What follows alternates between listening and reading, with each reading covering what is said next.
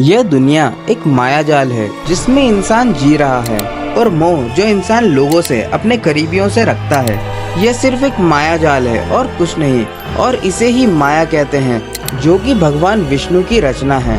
इसी मायाजाल के कॉन्सेप्ट पर कई सारी मूवीज भी बनी हैं जिसमें इसे अलग अलग प्रकार से दिखाया गया है। और आज हम बात करेंगे एक ऐसे ही टॉपिक पर जो बहुत ही फैसिनेटिंग और मिस्टीरियस है कि हिंदुइज्म के मुताबिक कैसे हम मैट्रिक्स यानी कि मायाजाल में फंसे हुए हैं।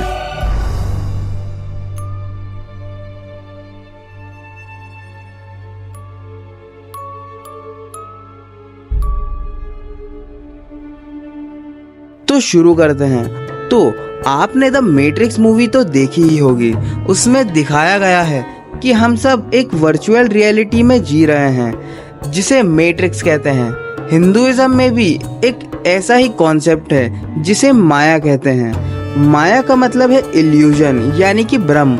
हिंदू स्क्रिप्चर्स कहते हैं कि जो दुनिया हम देखते हैं, जिस दुनिया में हम जीते हैं, वह असली नहीं है बल्कि ये सब एक इल्यूजन है और हम सब इस इल्यूजन में फंसे हुए हैं।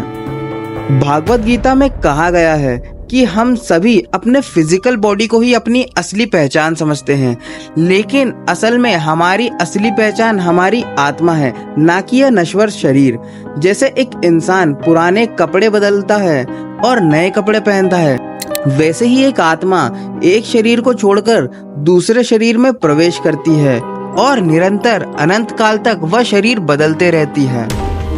मैट्रिक्स मूवी में जब नियो को इस सभी सच्चाई से अवगत कराया जाता है तो पहले वह मानने से ही मना कर देता है कि आज तक वो जिस दुनिया में जीता आया है वो सिर्फ एक इल्यूजन था और कुछ नहीं, और वो इस झूठ को एक्सेप्ट नहीं कर पाता। ठीक उसी तरह यह चीज हमें महाभारत में भी देखने को मिलती है, जहाँ जब श्री कृष्ण अर्जुन को सारी सच्चाई से अवगत कराते हैं कि ये दुनिया एक मायाजाल है और ये शरीर नश्वर है। अगर कोई अमर है तो वह आत्मा है, ना कि ये शरीर। उस वक्त अर्जुन भी श्री कृष्ण की इन बातों से काफी हैरान हो जाते हैं और एक पल के लिए वह भी मानने से इनकार कर देते हैं कि यह सच नहीं हो सकता। हिंदुइज्म के मुताबिक हम सब इस माया के जाल में फंसे हुए हैं और इसे निकलने का सिर्फ एक ही तरीका है, मोह माया का त्याग कर अपने आप को पहचानना।